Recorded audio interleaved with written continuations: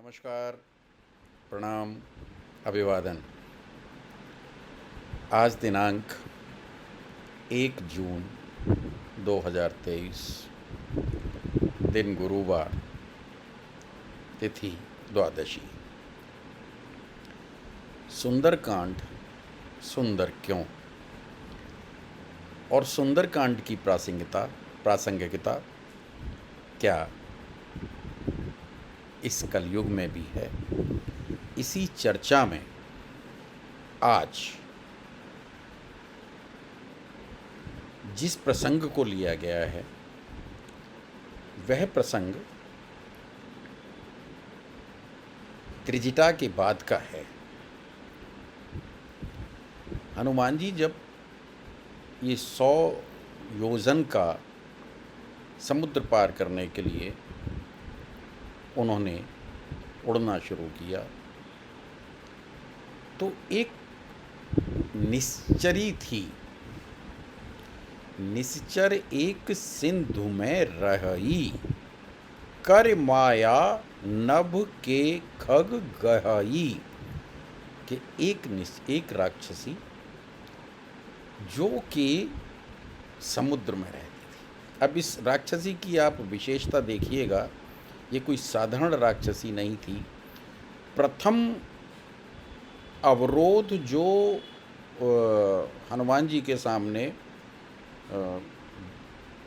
दूसरी विरोध पक्ष की तरफ से जो था वो इस निश्चरी का था। इसकी जो विशेषता थी, ये माया में निपुण थी और इसकी माया की जो विस्तार था वो इतना था कि ये समुद्र के अंदर रहते हुए भी सभी जीव जंतु जो उड़ने वाले होते हैं उनकी परछाई को पकड़ लेती। अभी एक तो 100 योजन का ये अपने आप में समुद्र, और अगर कोई आदमी ये दुस्साहस जो कि लगभग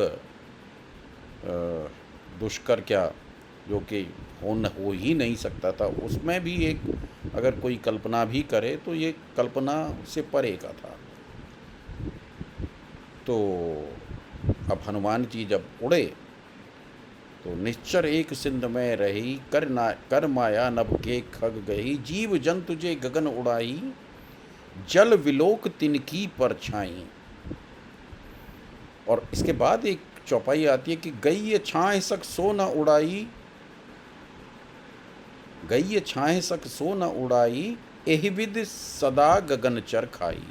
मतलब कोई भी जीव जंतु इस प्रकार था ही नहीं, या इसकी परिधि से या इसके क्षेत्र से या इसके काल से बच के जा ही नहीं सकता था। अब यहाँ पर कपट का जितना बड़ा विकराल स्वरूप, छद्म की जितनी बड़ी विशालता संभव हो सकती है, वो इस निश्चरी के माध्यम से व्यक्त हुई। लेकिन जिस व्यक्ति विशेष में, जिसमें बल, बुद्धि, ज्ञान हो और इसके साथ साथ जिस पर प्रभु श्री राम का अनन्य कृपा का हाथ हो, तो वो व्यक्ति सहज रूप में अनायास ही इस प्रकार के सभी कपटों को तुरंत पकड़ लेगा। और यही हुआ। जैसे ही तासु कपट तुर तन कप चीना। अब जब हनुमान जी इसको मारने के बाद समुद्र पार कर जाते, तहाँ जाए देखी बन सोवा, तहाँ जाए देखी बन सोवा, गुंजत चंच रीक मधलोवा। इस प्रकार का वर्णन आता है। नाना तरफल फूल सुआए, देख वृंद कप मुनत आगे। जैसे ही हनुमान, इसके बाद उन्होंने देखा कि एक बहुत बड़ा विशाल पर्वत है और हनुमान जी बिना किसी भय के, अब इस समय इनका आप आत्मविश्वास देखिए।